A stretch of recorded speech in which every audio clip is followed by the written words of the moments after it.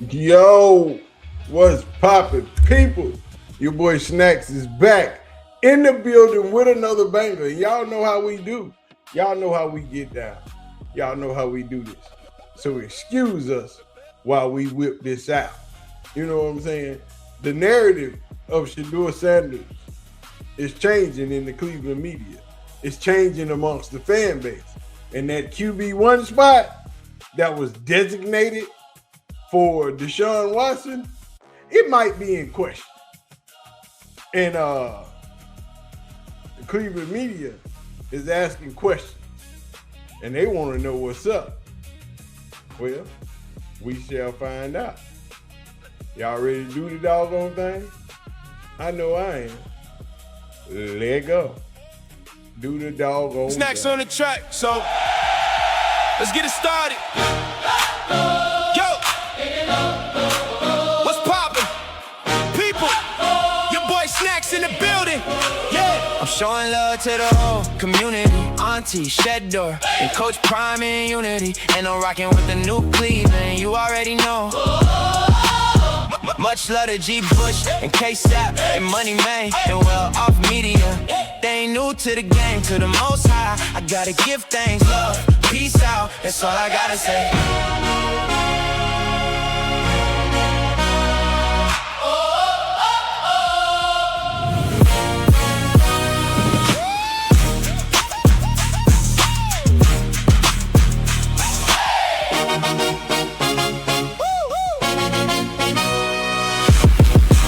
All we know is the narrative is changing, and it is changing rapidly.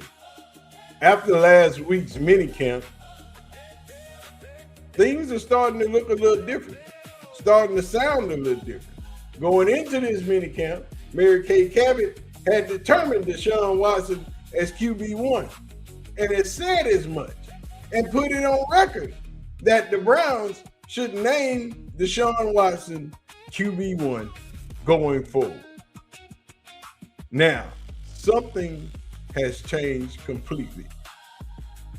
Is it the narrative or is it Deshaun? You tell me. Nick Padone seems to think that Shedeur Sanders should be QB1 off the bat. Myles Garrett away for Jared Verse, and we all know the draft compensation that came on top of Jared Verse, but you got a young team, and then you've got a 24-year-old quarterback and a 30-year-old quarterback. If I were Todd Monken, I would start Shedeur Sanders because I don't think there's anything really to gain by starting Deshaun Watson. I get that he's owed that $46 million, and that could be a big reason why they decide to start him week one. But if Shedeur proves that he could be the franchise quarterback, then you got 2 first-round picks in 2027. We all live in Ohio. We're in Cleveland. How fun would Jeremiah Smith look on the Browns next year if you've already got that quarterback situation solved? I get that Shedeur has been a roller coaster, and you said it, Chris. I was out there, and I saw some of the interceptions and some of the inaccuracies that he had throughout that mandatory camp. But I just think if you're picking between 2 quarterbacks where you kind of don't feel great about either of them, I'm just going to give the benefit of the doubt to the younger guy and hope that he could be the solution to this thing, because we've been looking for an answer, Hanford, since 99. Yeah. Well, what you thinking? Sounds like the Cleveland media is coming around. Sounds like they thinking Shedeur is better than Deshaun. But we all know that they never wanted Deshaun anyway. But one Emory Hunt has never wavered, has never changed his mind on what it was going to be, Shedeur or Deshaun. He's always stated that this is Shedeur's team. Shedeur is the best option for the Cleveland Browns moving forward. Let Emory Hunt tell it. It ain't even nothing to talk about. Surprised it initially was so heavily in Deshaun's favor? I was surprised at the lack of, layered questions. Somebody said, well, Deshaun's out in front. Okay, explain how. And he never asked that question, because if you just ask one more question, you see their house of cards fall apart. So it goes back to my initial argument. Was a lot of people was being disingenuous. They didn't like Deshaun Watson, but they don't like Shedeur-Sanders more. They love the idea of this mythical QB, creature in 2027, just like they did in 2026. But they saw that blow up in smoke after week 1 of the college football season. And so I never really bought into that because we know football hasn't been played yet. This is all, junior Olympic testing and conditioning going on. But now they start to, switch, the tide and say, oh, he's catching up.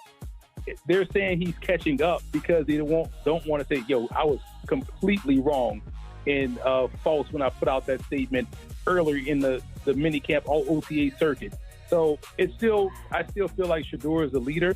Deshaun has to show that he can do this in games, just showing from where he is from a health perspective and in a mental space. And I'm rooting for him because, again, we're talking about a guy that was on a Hall of Fame trek before 2021. And I think that is hard for some people to forget, and it's hard for some people to realize that player may not be there anymore. It's almost like what we've seen happen from Russell Wilson. Once he left, Denver, you just kind of assume, like, okay, all right, he's going to be in a nice spot in Pittsburgh. He could finish out his career there. And we saw him play in 2 more spots, Pittsburgh and then the New York Giants being retired. So I feel like Deshaun has to show to himself, number one, that he still has it. He could kind of recapture a little bit of that spark that he had. But this is still Shedeur-Sanders' team, in my opinion. Oh, you heard him. It's still Shedeur-Sanders' team. Ain't no ifs, ands, or buts about it. And he ain't the only one that feels that way. There are a lot of old players. There are a lot of teammates who have that kind of faith in Shedeur. And when you break it down, Cleveland,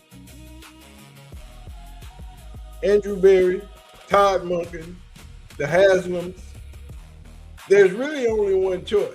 I know you want to try Deshaun out there and see if he still got it. I know you're on the track of helping him revamp his career. Hit that reset button. Get that manual restart. Put you on the right track with all the bad things that has happened in your past. But your future is now. These young players believe in Shedeur. These old players believe in Shedeur. And these legendary players believe in Shedeur. So what are they going to do? Sean, here's the thing about Deshaun. Guys, we have been looking for the same guy that we thought we were going to get. We talked about the quarterback that he was when he was with Houston, and we just haven't seen that. Sure, I like the way he handled himself. He finally had a chance to, he finally came out and he talked to the press. Okay, some of the things that he said, I like what he was saying, but still, with this team, and you hit on it, really a key point. You're talking about some of the young wide receivers. I think we got Concepcion, who I think is going to be a fine wide receiver. We got Bond, who you can't teach speed. This kid is really coming on. I think Boston is that the other kid. He's right there. Big guy. He's big, Hanford. He's catching everything. Yeah, we have some guys right now, and I think we have some weapons on that offense. And I want to see Shedeur get a chance to play with these guys, with Todd's offense.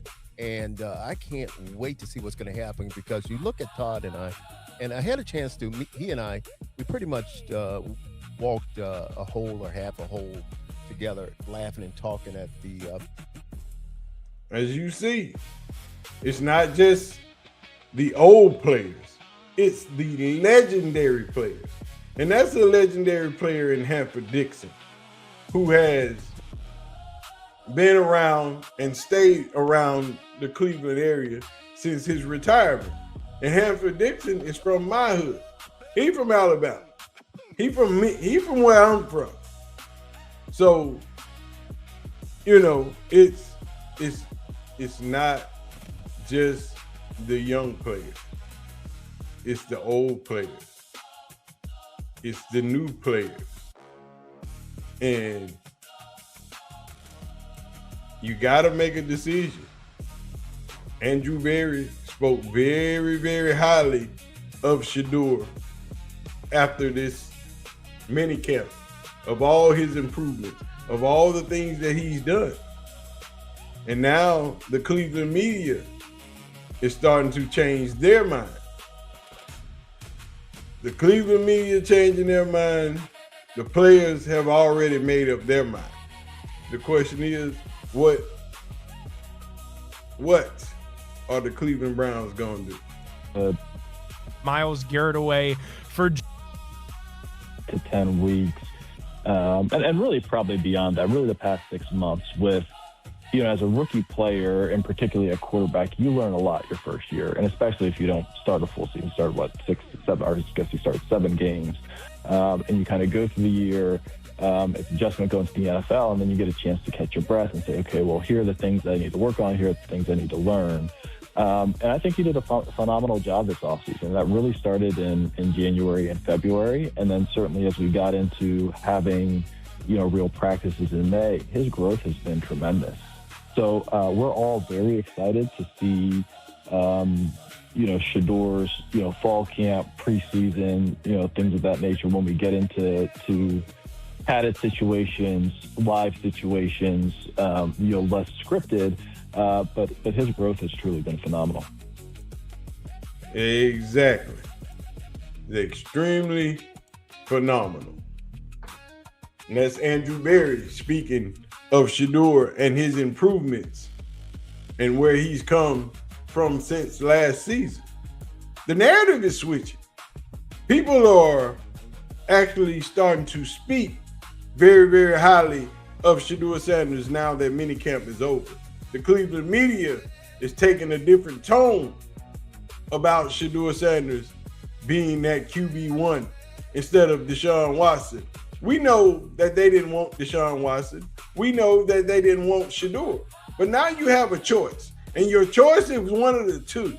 Because there is nobody new that will enter the fold unless an injury or something real bad happens. You got Deshaun and Shedeur. What's your choice, Cleveland? Let me know what y'all think Todd Monken, Andrew Berry, Jimmy, and D. Haslam are going to do. Let's talk about it down in the comment section.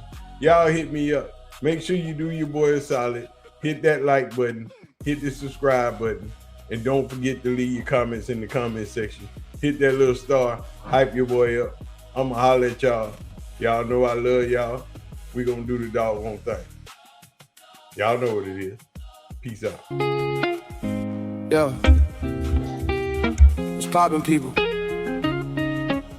We back at it again. Big snacks in the building. This talk started on the game, late nights, red eyes, up low grind, 15 summers went by.